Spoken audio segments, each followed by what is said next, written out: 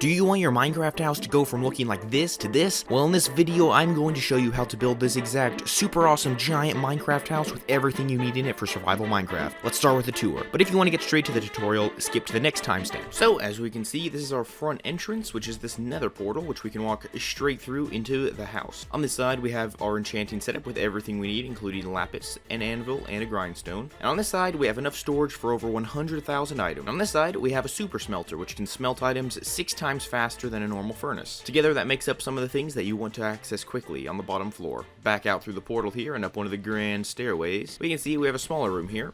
And if we go inside, we see we have our small furnace set up, ready to smelt any small amount of items we have that doesn't need to go through the massive super smelter. And if we go over one more flight of stairs and through this door, we can see we've got our beautiful little house on the top here, with a great view of the surrounding lands, with our bed, chest, and crafting table. And if we mosey on back downstairs like this, on the sides here, we can see that we have 2 of these little awnings, one on each side. And in this one, there's animals. So inside here, as we can see, we have plenty of room for all of our animals, along with a nice roof to keep the rain off of them. And on the other side, we see we have a nice little crop farm with several different kinds of crops for all the food that we will need. They both fit together, one on each side, and make the house look very good, I think. And that right there makes up your ultimate survival Minecraft house. So without further ado, we shall go ahead and get into how to build this exact one. The first thing you'll need to do is flatten out an area to build this. It needs to be at least 40 blocks long, 15 blocks wide, and 15 blocks high.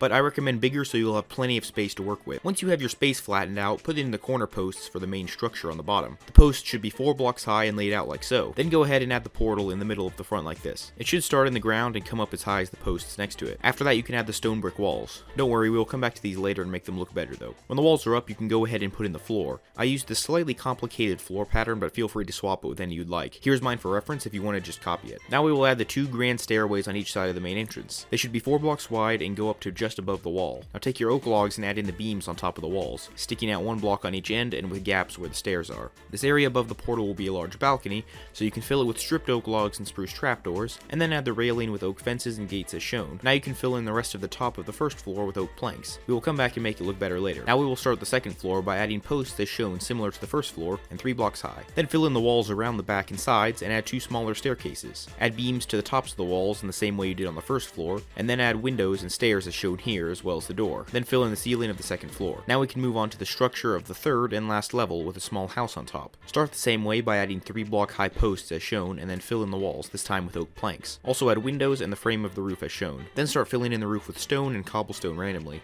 It's a little tricky to get the shape right on a double roof like this, but if you follow the video carefully, you should be fine. Make sure also to add the upside down stairs under the overhang, which makes the roof look a bit more substantial. Now you can add a fancier ceiling to the first floor if you want. This is how I did mine if you want to copy it. Then I went around adding details to the build, just adding some variation and texture to the walls and a bush here or there can really help. And make sure there's plenty of light. Now we can do the inside. I added an enchanting setup here with all the storage on the other side. You can rearrange things if you want, but I recommend putting the bulk storage on the bottom floor so you can reach it easily. You can also put in furnaces on the second floor and the bed, crafting table, and chest on the top floor. Now with the main part of the base pretty much done, we can move on to the side awnings. Start by laying out fences, gates, and walls as shown. Then complete the area with more fences and put whatever you want underneath. I'm putting crops under this one and animals under the other one. Now you can add the awning. Just make sure it is the shape shown here and extend it all the way back, and then add supports. This looks a bit plain though, so I recommend putting packed mud brick slabs in random spots to give it some variation, and then add some trapdoors to the top, bottom, and front. Now add some lanterns and maybe some gravel in the front to make the ground look worn. We have a great little crop farm. Now you can do the same thing on the other side, just mirrored, and this time I put animals in it, and added coarse dirt, gravel, and path blocks to make the ground look worn out. Now one thing that is very useful in a survival base is a super smelter, and we can build one right inside the first floor here. Start by digging out an area in the wall here and add 3 chests. The first chest should have a hopper running into it from the back. The middle chest should have 2 hoppers coming out of the bottom of it, and the third chest should have 1. Then you'll need to dig out an area underground about 12 blocks long, 5 blocks wide, and 5 blocks tall. Now it's kind of hard to explain how to build this next part, but it's very easy to see, so just follow what you see on screen.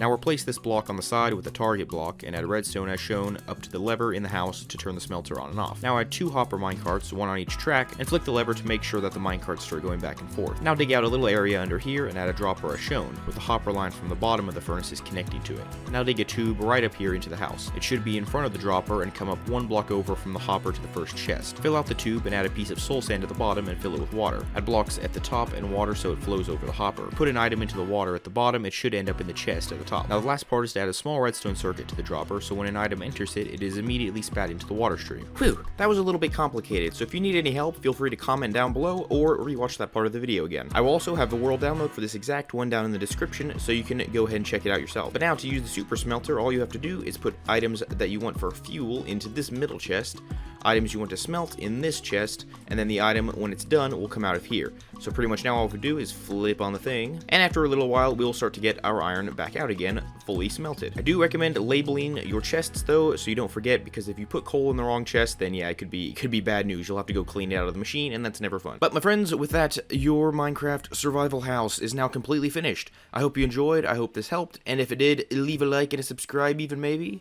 and I will see you in the next video. Goodbye!